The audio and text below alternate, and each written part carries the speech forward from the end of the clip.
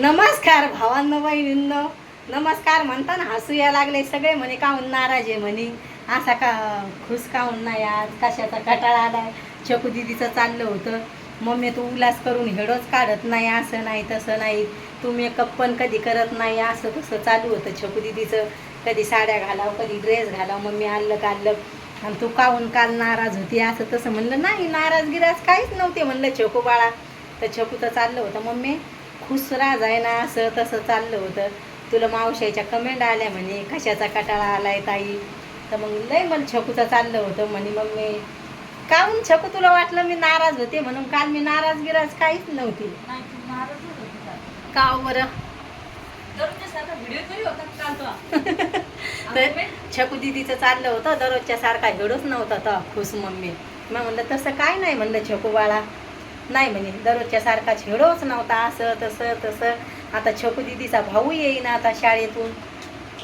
आज काय नाही, मसुराची डाळ बनवली, पोळ्या बनवल्या.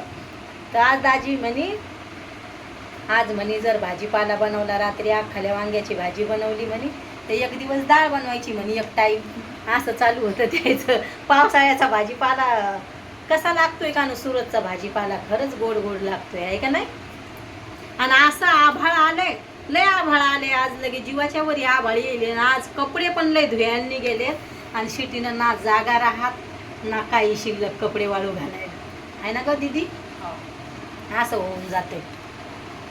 आणि दाजीला म्हणलं आज खारी घेऊन या म्हणलं, तर ते म्हणते सुरतची खारी तरी कुठं चांगली यायला. खरंच आहे ना छकू. आता बिस्किट खाऊन खाऊन पण नाश्त्याला कटाळा आला, भैया काही येत नाही नाश्ता करायला, नाही तर मग आता तसं नाही करायचं. रविवारच्या रविवारी काही आल्लग बनवायचा नाश्ता छकू. काय झालं खरंच पाय, मग रात्री इथले पाय दुखायचे. काहून माहिती आहे का, मग तर हातपाय ठणकते भात खाल्ला तर. काय माहिती तसं काहून होतंय म्हणून. पावसाळ्यात तर मी भात खाणारच नाही आता.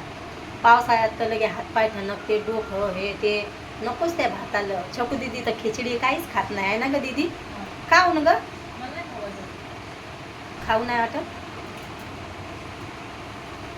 आणि इकडे आता म्हणजे काल तर आज सकाळी हलका हलका पाऊस पडलाय, एवढा काय पाऊस नाही.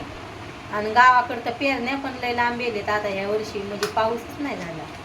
आता माझ्या बाबाचं पण आता पेरायचं राहिले. काय माहिती ह्या वर्षी बाबा काय पेरतेत तर. आता जास्त करून आता ती पळाटी लावतच नाही त्याच्या पायामुळं, आहे ना ग दिदू. नाहीतर माझ्या बाबाच्या वावरातली पळाटी राहायची. आता जास्त करून सोयाबीन तूर असती एवढंच राहते, बाकी मग जास्त करून तूर आणि सोयाबीनच राहते. आता त्याच्या पायाच्यानं जास्त काम पण होत नाही.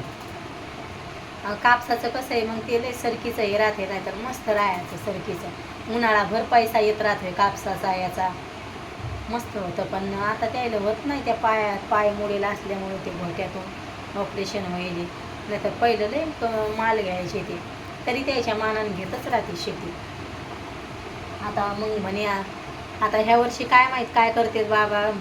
छकू मस्त लगे बाबानं लसण हे ते लावेल होता, कांदे लय भारी. माझ्या आईनं यसवार हे बनवले तर आई म्हणते ताई लय यसवार बनवलाय. भैयाला यसवारची भाजीच आवडत नाही. आमच्या इकडे यसवार म्हणते त्या मसाल्याला, सगळं साहित्य टाकेलं असते त्याच्यात, मला लय आवडतं.